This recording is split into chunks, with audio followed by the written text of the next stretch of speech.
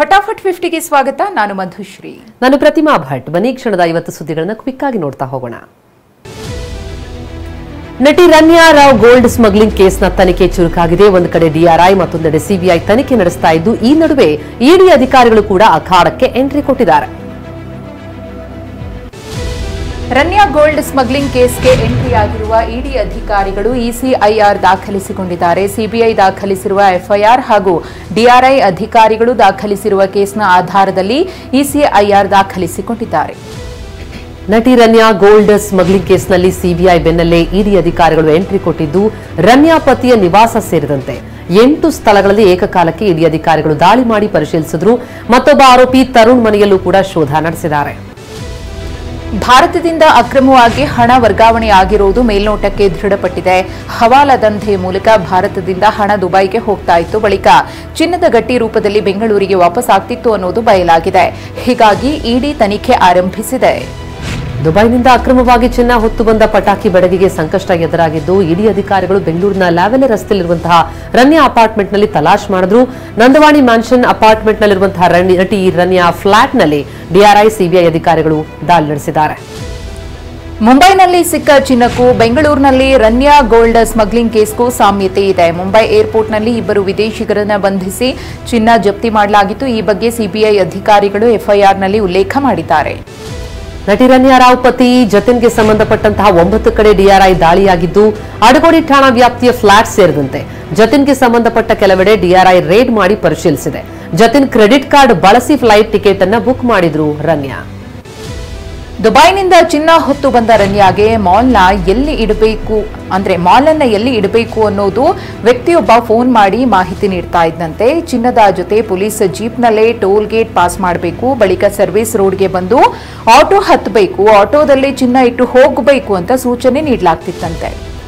ರನ್ಯಾಗೆ ಚಿನ್ನವನ್ನ ಆಟೋದಲ್ಲಿ ಇಡಬೇಕು ಎನ್ನುವ ಸೂಚನೆ ಕೊಡಲಾಗಿತ್ತು. ಆದರೆ ಆಟೋ ಯಾವುದು, ನಂಬರ್ ಏನು ಅನ್ನೋದನ್ನ ಕೂಡ ಕಿಡಿಗೇಡಿಗಳು ತಿಳಿಸಿರಲಿಲ್ವಂತೆ. ಆಟೋ ಒಂದು ಸಿಗ್ನಲ್ ಪಾಸ್ ಆಗುತ್ತೆ, ಅದರಲ್ಲಿ ಇಡಬೇಕು ಅನ್ನೋದಷ್ಟೇ ತಿಳಿಸಿದ್ರಂತೆ. ಗೋಲ್ಡ್ ಸ್ಮಗ್ಲಿಂಗ್ ಕೇಸ್ನಲ್ಲಿ ರನ್ಯಾ ಗೆಳೆಯ ತರುಣ್ ರಾಜ್ಗೆ ತನಿಖಾ ತಂಡ ಫುಲ್ ಗ್ರಿಲ್ ಮಾಡ್ತಾ ಇದೆ. ರನ್ಯಾ ಗೋಲ್ಡ್ ಸ್ಮಗ್ಲಿಂಗ್ ಸಿಂಡಿಕೇಟ್ನಲ್ಲಿ ತರುಣ್ ಭಾಗಿಯಾಗಿರುವ ಶಂಕೆ ಇದೆ. ಸದ್ಯ ಡಿಆರ್ಐ ಕಸ್ಟಡಿಯಲ್ಲಿರುವ ತರುಣ್ ರಾಜ್ನನ್ನ ತೀವ್ರ ವಿಚಾರಣೆಗೆ ಒಳಪಡಿಸಲಾಗಿದೆ. ರನ್ಯಾ ಆಪ್ತ ಗೆಳೆಯ ತರುಣ್ ರಾಜ್ ತೆಲುಗು ಸಿನಿಮಾ ಇಂಡಸ್ಟ್ರಿಯಲ್ಲಿ ಸಕ್ರಿಯನಾಗಿದ್ದ. 3-4 ಸಿನಿಮಾದಲ್ಲಿ ಹೀರೋ ಆಗಿ ನಟಿಸಿದ್ದ. ಸಿನಿಮಾ ನಟನೆಗೆಂದೇ ತರುಣ್ ಕೊಂಡೂರು ರಾಜ್ ಎನ್ನುವಂತಹ ಹೆಸರನ್ನ ವಿರಾಟ್ ಕೊಂಡೂರು ರಾಜ್ ಅಂತ ಬದಲಾಯಿಸಿಕೊಂಡಿದ್ದ. ರನ್ಯಾ ರಾವ್ಗೆ ಬೆಂಗಳೂರು ಏರ್ಪೋರ್ಟ್ನಲ್ಲಿ ಪೊಲೀಸರು ಪ್ರೋಟೋಕಾಲ್ ನೀಡಿದ್ರು. ಖುದ್ದು ರನ್ಯಾ ತಂದೆ ಡಿಜಿಪಿ ರಾಮಚಂದ್ರ ರಾವ್ ಸೂಚನೆಯ ಮೇರೆಗೆ ಪ್ರೋಟೋಕಾಲ್ ನೀಡಿದ್ದು ಗೊತ್ತಾಗಿದೆ. ಪ್ರೋಟೋಕಾಲ್ ಅಧಿಕಾರಿ ಬಸವರಾಜ್ಗೆ ರಾಮಚಂದ್ರ ರಾವ್ ಫೋನ್ ಮಾಡಿದ್ದು ಗೊತ್ತಾಗಿದೆ. ಡಿಜಿಪಿ ಆದೇಶದ ಹಿನ್ನೆಲೆ ಏರ್ಪೋರ್ಟ್ನಲ್ಲಿ ತಪಾಸಣೆ ಇಲ್ಲದೆ ರನ್ಯಾ ಹೊರಗೆ ಬರ್ತಾ ಇದ್ಲು. ರಾಮಚಂದ್ರ ರಾವ್ ಸೂಚನೆಯಂತೆ ಈ ಹಿಂದೆ 3-4 ಬಾರಿ ಪ್ರೋಟೋಕಾಲ್ ಕೊಟ್ಟಿದ್ರಂತೆ. ಈ ಬಗ್ಗೆ ತನಿಖಾ ತಂಡದ ಮುಂದೆ ಪ್ರೋಟೋಕಾಲ್ ಅಧಿಕಾರಿ ಬಸವರಾಜ್, ಇಂಟೆಲಿಜೆನ್ಸ್ ಅಧಿಕಾರಿ ಧನುಷ್ ಕೂಡ ಹೇಳಿಕೆ ಕೊಟ್ಟಿದ್ದಾರೆ. ಚಿನ್ನ ಕಳ್ಳಾಟ ಕೇಸ್ನಲ್ಲಿ ಮಗಳು ಲಾಕ್ ಆಗಿದ್ರೆ ತಂದೆ ಡಿಜಿಪಿ ರಾಮಚಂದ್ರ ರಾವ್ ವಿರುದ್ಧ ಪ್ರೋಟೋಕಾಲ್ ನೀಡಿದ ಆರೋಪ ಕೇಳಿಬಂದಿದೆ. ಇದರ ಬೆನ್ನಲ್ಲೇ ರಾಮಚಂದ್ರ ರಾವ್ ಕೆಲಸಕ್ಕೆ ರಜೆ ಹಾಕಿದ್ದಾರೆ. ಸರ್ಕಾರದಿಂದಲೂ ಕಡ್ಡಾಯ ರಜೆ ಆದೇಶ ಹೊರಬೀಳುವ ಸಾಧ್ಯತೆ ಇದೆ. ರನ್ಯಾ ಪ್ರಕರಣ ನಿಭಾಯಿಸುವಲ್ಲಿ ಸರ್ಕಾರ ವಿಫಲವಾಗಿದೆ ಅಂತ ಕೇಂದ್ರ ಸಚಿವ ಪ್ರಹ್ಲಾದ್ ಜೋಶಿ ಕಿಡಿಕಾರಿದ್ದಾರೆ. ಸರ್ಕಾರ ಯಾರನ್ನು ರಕ್ಷಿಸೋದಕ್ಕೆ ಹೋಗಿ ಗೊಂದಲಕ್ಕೆ ಬಿದ್ದಿದೆ, ಯಾರನ್ನು ರಕ್ಷಿಸಲು ಹೊರಟಿರೋದು ಸ್ಪಷ್ಟ ಎಂದಿದ್ದಾರೆ. ನಟಿ ರನ್ಯಾ ರಾವ್ ಗೋಲ್ಡ್ ಸ್ಮಗ್ಲಿಂಗ್ ಕೇಸ್ನಲ್ಲಿ ಸಿಕ್ಕಿಬಿದ್ದಿದ್ದಾಳೆ. ಆದರೆ ರನ್ಯಾ ಮದುವೆಯಲ್ಲಿ ಸಿಎಂ, ಗೃಹ ಸಚಿವರು ಭಾಗಿಯಾಗಿದ್ದನ್ನ ವಿಪಕ್ಷಗಳು ಕೆದಕಿ ಟೀಕಿಸ್ತಾ ಇವೆ. ಈ ಬಗ್ಗೆ ಪ್ರತಿಕ್ರಿಯೆ ನೀಡಿರುವ ಪರಮೇಶ್ವರ್, 1000 ಜನರ ಮದುವೆಗೆ ಹೋಗ್ತೇವೆ ಅಂತ ಕೆರಳಿದ್ರು. ರನ್ಯಾ ರಾವ್ ಕೇಸ್ನಲ್ಲಿ ಸಚಿವರಿದ್ದಾರೆ ಎಂಬ ಬಿಜೆಪಿ ಆರೋಪಕ್ಕೆ ಸಚಿವ ಸತೀಶ್ ಜಾರಕಿಹೊಳಿ ಕೌಂಟರ್ ಕೊಟ್ಟಿದ್ದಾರೆ. ಯಾರಿದ್ದಾರೆ ಅಂತ ಹೇಳಿ, ಸಿಬಿಐ ತನಿಖೆ ಮಾಡ್ತಿದ್ದಾಗ ನಮ್ಮ ಕಡೆ ಕೈ ತೋರಿಸೋದು ಸರಿಯಲ್ಲ ಅಂತ ಗುಡುಗಿದ್ದಾರೆ. ರಾಜ್ಯದಲ್ಲಿ ಸುಗ್ರೀವಾಜ್ಞೆ ಜಾರಿಯಾದರೂ ಮೈಕ್ರೋ ಫೈನಾನ್ಸ್ ಕಿರುಕುಳ ಮಾತ್ರ ನಿಂತಿಲ್ಲ. ಹಾವೇರಿ ಜಿಲ್ಲೆ ರಟ್ಟಿಹಳ್ಳಿ ತಾಲೂಕಿನ ಕಡೂರು ಗ್ರಾಮದಲ್ಲಿ ಮೈಕ್ರೋ ಫೈನಾನ್ಸ್ ಸಿಬ್ಬಂದಿ ಸಾಲಗಾರನ ಮನೆಯಲ್ಲಿ ಚಿನ್ನದ ಓಲೆ, ಹಣ ತೆಗೆದುಕೊಂಡು ಹೋಗಿರುವ ಆರೋಪ ಕೇಳಿಬಂದಿದೆ. ಸಂಪವ ಕುಟುಂಬ ಮೈಕ್ರೋ ಫೈನಾನ್ಸ್ನಲ್ಲಿ 50,000 ಸಾಲ ಮಾಡಿದ್ರು. ಪ್ರತಿ ತಿಂಗಳು 1,250 ರೂಪಾಯಿ ಕಂತು ಕಟ್ತಾ ಇದ್ರು. ಇವತ್ತು ಬೆಳಿಗ್ಗೆ ಸಂಪವ ಕೆಲಸಕ್ಕೆ ಹೋಗಿದ್ದ ವೇಳೆ ಸಾಲ ವಸೂಲಿಗೆ ಬಂದಂತಹ ಸಿಬ್ಬಂದಿ ಮನೆಯಲ್ಲಿದ್ದ 25,000 ಮೌಲ್ಯದ ಕಿವಿಯೋಲೆ, ಹಣ ಎತ್ಕೊಂಡು ಹೋಗಿದ್ದಾರೆ ಅಂತ ಆರೋಪಿಸಿದ್ದಾರೆ. ಗದಗ ಜಿಲ್ಲೆ ಲಕ್ಷ್ಮೇಶ್ವರ ತಾಲೂಕಿನ ಆದರಹಳ್ಳಿ ಗ್ರಾಮದಲ್ಲಿ ಅಕ್ರಮ ಕಲ್ಲುಗಣಿಗಾರಿಕೆ ಎಗ್ಗಿಲ್ಲದೆ ನಡೆದಿದೆ. ಇಲ್ಲಿ ಮಾಡೋ ಬ್ಲಾಸ್ಟಿಂಗ್ನಿಂದ 50ಕ್ಕೂ ಹೆಚ್ಚು ಮನೆಗಳ ಗೋಡೆಗಳು ಬಿರುಕು ಬಿಟ್ಟಿವೆ. ಸರ್ಕಾರಿ ಜಾಗದಲ್ಲಿ ಅಕ್ರಮ ಗಣಿಗಾರಿಕೆ ನಡೆದರೂ ಕಂದಾಯ ಇಲಾಖೆ ಮೌನವಾಗಿದೆ ಅಂತ ಗ್ರಾಮಸ್ಥರು ಆರೋಪಿಸಿದ್ದಾರೆ. ರಾಜಧಾನಿ ಬೆಂಗಳೂರಿನಲ್ಲಿ ಕಸದ ಸಮಸ್ಯೆ ಮತ್ತೆ ಶುರುವಾಗಿದೆ. ಮಿಟ್ಟಗಾನಹಳ್ಳಿ ಕಸದ ಕ್ವಾರಿಯಲ್ಲಿ ಕಸ ಡಂಪಿಂಗ್ ಸ್ಥಗಿತ ಮಾಡಲಾಗಿದೆ. ಹೀಗಾಗಿ ನಗರದಲ್ಲಿ ಕಸದ ಗಾಡಿಗಳು ನಿಂತಲ್ಲೇ ನಿಂತಿವೆ. ಕೆಆರ್ ಮಾರ್ಕೆಟ್ ಫ್ಲೈಓವರ್ ಬಳಿ ಕಸದ ಗಾಡಿಗಳು ಸಾಲುಗಟ್ಟಿ ನಿಂತಿವೆ. ವಿಧಾನಸಭೆಯಲ್ಲೂ ಬೆಂಗಳೂರಿನ ಕಸದ ಸಮಸ್ಯೆ ವಿಚಾರವನ್ನ ಮುಂದಿಟ್ಟುಕೊಂಡು ಬಿಜೆಪಿ ನಾಯಕರು ಸರ್ಕಾರವನ್ನ ತರಾಟೆಗೆ ತೆಗೆದುಕೊಂಡರು. ಬೆಂಗಳೂರು ಗಾರ್ಬೇಜ್ ಸಿಟಿ ಆಗ್ತಾ ಇದೆ ಅಂತ ಬಿಜೆಪಿ ಕಿಡಿಕಾರಿದ್ದು, ಬಿಜೆಪಿ ಅಧಿಕಾರದಲ್ಲಿದ್ದಾಗ ಕಸದ ಸಮಸ್ಯೆ ಕಡಿಮೆ ಇತ್ತು ಅಂತ ಮುನಿರತ್ನ ಕುಟುಕಿದ್ದಾರೆ. ಬೆಂಗಳೂರಿನಲ್ಲಿ ಕಸಕ್ಕೆ ತೆರಿಗೆ ವಿಧಿಸಲು ಘನತ್ಯಾಜ್ಯ ನಿರ್ವಹಣೆ ಸಂಸ್ಥೆ ಮುಂದಾಗಿದೆ.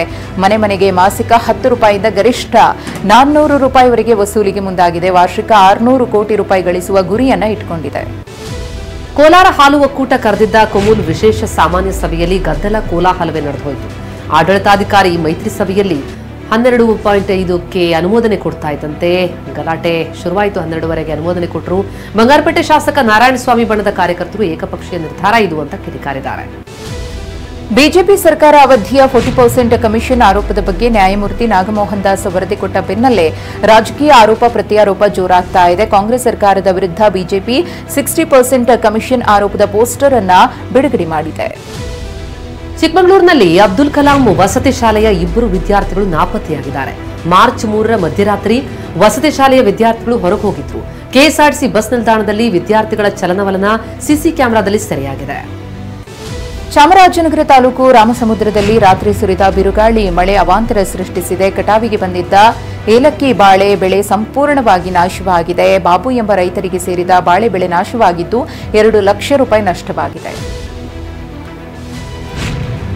ತೆಲುಗು ನಟ ಮೋಹನ್ ಬಾಬು ಜೊತೆಗಿನ ಭೂ ವಿವಾದ ಸಂಬಂಧ ದಿವಂಗತ ನಟಿ ಐಶ್ವರ್ಯ ಪತಿ ರಘು ಸ್ಪಷ್ಟನೆ ನೀಡಿದ್ದಾರೆ. ಸೌಂದರ್ಯಗೆ ಸೇರಿದ ಭೂಮಿಯನ್ನ ಮೋಹನ್ ಬಾಬು ಅಕ್ರಮವಾಗಿ ವಶಪಡಿಸಿಕೊಂಡಿದ್ದಾರೆ ಎನ್ನುವುದು ಸುಳ್ಳು ಎಂದಿದ್ದಾರೆ. ಹೈದರಾಬಾದ್ನ ಇನ್ಸ್ಪೆಕ್ಟರ್ ಮಹಿಳಾ ಸಬ್ ಇನ್ಸ್ಪೆಕ್ಟರ್ ಶೂ ಚಪ್ಪಲಿಗಳನ್ನ ಕಳುವು ಮಾಡಲಾಗಿದೆ. ಪ್ರಶಾಂತ್ ನಗರದಲ್ಲಿರುವಂತಹ ಅಪಾರ್ಟ್ಮೆಂಟ್ಗಳಿಗೆ ನುಗ್ಗಿದಂತಹ ಕಳ್ಳರು ಶೂ ಚಪ್ಪಲಿಗಳನ್ನ ಕಳುವು ಮಾಡಿದ್ದಾರೆ. ಬಳಿಕ ಪ್ಲಾಸ್ಟಿಕ್ ಕವರ್ನಲ್ಲಿ ಮೂಟೆ ಕಟ್ಟಿ ಆಟೋದಲ್ಲಿ ಅದನ್ನು ಹೊತ್ತೊಯ್ದಿದ್ದಾರೆ. ತಮಿಳುನಾಡಿನಲ್ಲಿ ಭಾಷಾ ಸಂಘರ್ಷ ತಾರಕಕ್ಕೇರಿದೆ. ಮಹತ್ವದ ಬೆಳವಣಿಗೆಯೊಂದರಲ್ಲಿ ಬಜೆಟ್ನಲ್ಲಿ ಹಿಂದಿಯ ರೂಪಾಯಿ ಚಿಹ್ನೆಯನ್ನು ಕೈಬಿಡಲಾಗಿದೆ. ಬದಲಾಗಿ ತಮಿಳಿನ ಪದ ರೂಪಾಯಿ ಎಂದು ಮುದ್ರಣ ಮಾಡಲಾಗಿದೆ. ನಾಳೆ ಬಜೆಟ್ ಮಂಡನೆ ಮಾಡಲಾಗುತ್ತಿದ್ದು ಅದಕ್ಕೂ ಮುನ್ನವೇ ಈ ಬೆಳವಣಿಗೆಯಾಗಿದೆ. ರಾಜಸ್ಥಾನ್ ರಾಯಲ್ಸ್ ತಂಡದ ಮುಖ್ಯ ಕೋಚ್ ರಾಹುಲ್ ದ್ರಾವಿಡ್ ಕರ್ತವ್ಯದಲ್ಲಿ ಬದ್ಧತೆ ಪ್ರದರ್ಶಿಸಿದ್ದಾರೆ. ಗಾಯಗೊಂಡಿದ್ರೂ ತಂಡದ ಅಭ್ಯಾಸದಲ್ಲಿ ಪಾಲ್ಗೊಂಡಿದ್ದಾರೆ. ಗಾಲ್ಫ್ ಕಾರ್ಟ್ನಲ್ಲಿ ಮೈದಾನಕ್ಕೆ ಬಂದಂತಹ ರಾಹುಲ್ ದ್ರಾವಿಡ್ ನಂತರ ಉರುಗೋಲಿನ ಸಹಾಯದಿಂದಲೇ ಕೆಳಕ್ಕಿಳಿದರು. ಮಾರ್ಚ್ 16ರಂದು ಮಾಜಿ ಸಂಸದೆ ಸುಮಲತಾ ಅಂಬರೀಶ್ ಅವರ ಮೊಮ್ಮಗನ ನಾಮಕರಣ ನಡೆಯಲಿದೆ. ಅನ್ಫಾಲೋ ವಿವಾದ ಹಿನ್ನೆಲೆಯಲ್ಲಿ ಕಾರ್ಯಕ್ರಮಕ್ಕೆ ನಟ ದರ್ಶನ್ ಬರ್ತಾರಾ ಇಲ್ವಾ ಅನ್ನೋ ಕುತೂಹಲ ಮನೆ ಮಾಡಿದೆ. ತುಮಕೂರಿನ ಮಧುಗಿರಿಯ ಹುಟ್ಟೂರಿನಲ್ಲಿ ನಡೆದಂತಹ ಜಾತ್ರಾ ಮಹೋತ್ಸವದಲ್ಲಿ ನಟ ಸರ್ಜಾ ಕುಟುಂಬ ಪಾಲ್ಗೊಂಡಿತ್ತು. ಜಕ್ಕೇನಹಳ್ಳಿಯಲ್ಲಿ ಅಹೋಬಲ ಲಕ್ಷ್ಮೀ ನರಸಿಂಹಸ್ವಾಮಿಯ ಬ್ರಹ್ಮೋತ್ಸವದಲ್ಲಿ ಧ್ರುವ ಸರ್ಜಾ, ಪತ್ನಿ ಪ್ರೇರಣಾ, ಅರ್ಜುನ್ ಸರ್ಜಾ ಪಾಲ್ಗೊಂಡಿದ್ದರು.